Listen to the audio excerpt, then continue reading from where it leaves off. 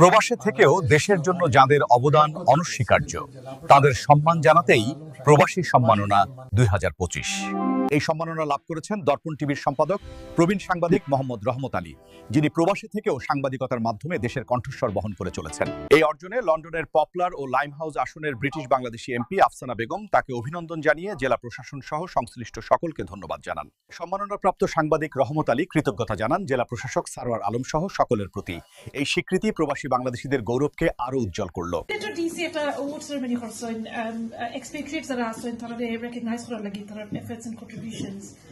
As members of the Sileti community in the UK. So Mr. Rahmat Ali has also been recognised as part of this ceremony. Tanre recognised because time at a contribution also in UK maze to the Sileti community and also to the Sileti community in Sylhet as well.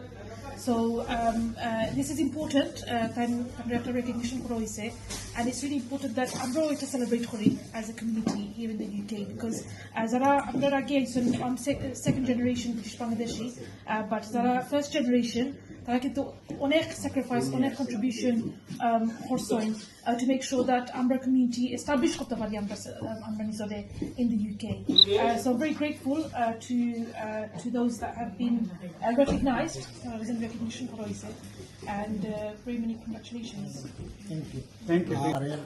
পক্ষ থেকে সিলেটের জেলা প্রশাসক জনাব সারওয়ার আলম সাহেব যে প্রবাসী সম্মাননা অ্যাওয়ার্ড 2025 এইটা আমি অর্জন করছি এবং এটা অর্জন করার পরে আমি বাংলাদেশ থেকে এখন লন্ডন আইছি, ইংল্যান্ড আওয়ার পরে আমি আজকে গৌরবান্বিত যে এই অ্যাওয়ার্ডটারে আজকে স্বীকৃতি দিলে আমরা যে এমপি আমার local MP popular and lime হাউসের এমপি আফসানা বেগম, তো তাই নিটারে স্বীকৃতি দেওয়া এবং রিকগনাইজ করায় আমি আরও গর্বিত যে ভবিষ্যতে আমরা প্রজন্ম যারা আছেন তারা দেওয়া হইব এবং তারা পাইলে আমরা সার্থক হইব এবং হইব আমরা উদ্দেশ্য। Thank you. এই অর্জনে লন্ডনের পপলার ও লাইম হাউস আসনের ব্রিটিশ বাংলাদেশি এমপি আফসানা বেগম তাকে অভিনন্দন জানিয়ে জেলা প্রশাসন সহ সংশ্লিষ্ট সকলকে ধন্যবাদ জানান।